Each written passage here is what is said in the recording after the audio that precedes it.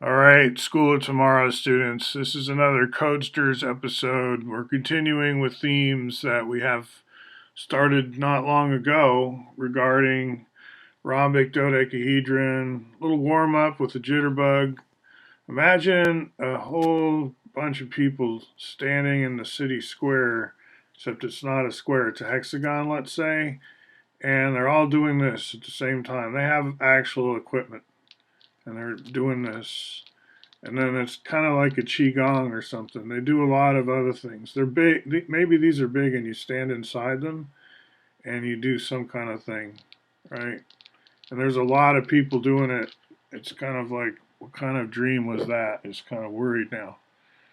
Okay, so here's the coupler. Remember, you can consider this to be unit volume if you want. And you can also slice it in half in one way to get squares, right, to get this sort of square interface. And another way is to get our old friend, right, the diamond that's now showing on the screen, the Codester screen. This is our calculator of tomorrow, and I wanted to remind us that it's a full scientific calculator. It can do trigonometry. You don't have to look at these sprites, which are somewhat cute, right? They tell you, let's see, what are the sprites? They've got Halloween and themes and stuff like that. And you're thinking this is for tiny kids because it's got dolls. But that's just your cultural thing. It's theater. You could be scripting a Shakespeare play with these characters. It doesn't matter what they look like, right? It's storyboarding. You could storyboard all kinds of comics. You can be a high schooler, you can be a college kid and get a lot out of the physics. Event listening, come on, you're going to do that in Java anyway. All this stuff is very transferable, as we used to say. So in terms of doing like high school geometry or whatever you want to call this, hey, check it out. You can label your points, which is what I'm doing here when I draw this thing. So I do the crisscross. This is 2 down. The long diagonal is 2 down, and square root of 2, or second root of 2, if you don't want that square in there, across the horizontal. So it's like kind of like a kite. You do the crisscross, and what I did do is memorize the 4 positions I got and just connect those dots, A, B, C, D. In the new version of the code, I export A, B, C, D as points, and I give a second turtle.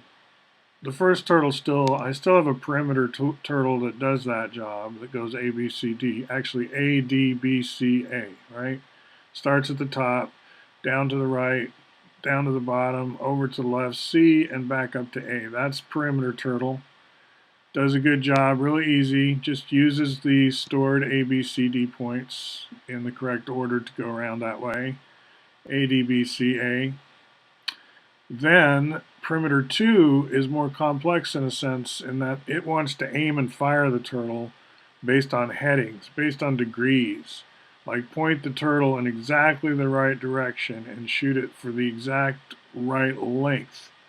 And that means computing these lengths exactly and computing these angles. And these are the reasons we use trigonometry. And remember, with the coupler, because we're inside of a cube now, we actually know the cube better than a lot of XYZ people do, which is paradoxical or ironic.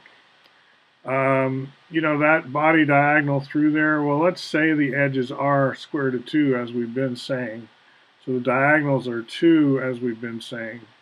So if you have a cube with the diagonal 2 and an edge square root of 2, and you pull out the half coupler like we've been doing in the last few videos, you're going to find out that the length of the edge of the oblate octahedron here is going to be square root of 6 over 2, because the whole body diagonal all the way through the cube is going to be square root of 6. How do I get that?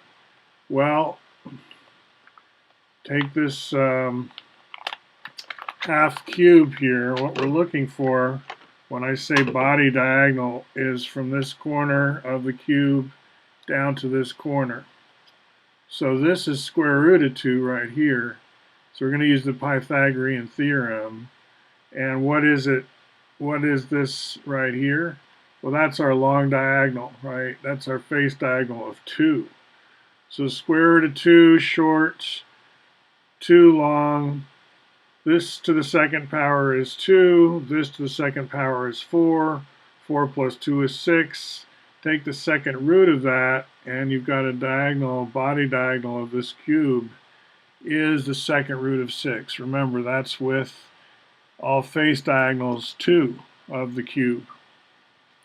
Face diagonals of the cube are regarded as 2, right? So we use those dimensions. The ratios are the same whether you resize, do whatever you want to do. That's what we're doing, and computing arc cosine, arc sine, getting the exact degree measurements of these. So this may look to you like equilateral triangles, but they're not actually, right? So these when I slice the coupler, go from this way to this way, and there are names for all these things in synergetics. If you want to dial back a few months, I've got that. I actually confuse Kate and Kid or Kit and Cat or something sometimes. So they're not easy sometimes to keep apart. In my curriculum, there's a bit of confusion. You should find some other teachers on Kit and Cat. Anyway, there's the one. So this long diagonal here is the same as, right, the diagonal of a cube. So here's my cube, and see, they fit together like that. So same length. Anyway, just trying to reassure you that you don't have to outgrow Codesters all that fast. I mean, you can start using REPL IT and other Python tools long before you give up Codesters. Like, I'm having fun with Codesters, and here I am, gray-haired guy. But it's just a blend of Logo, Python, and, you know, it's like an interesting world that kind of blends together what the last few decades of computer science and so on have wrought for us.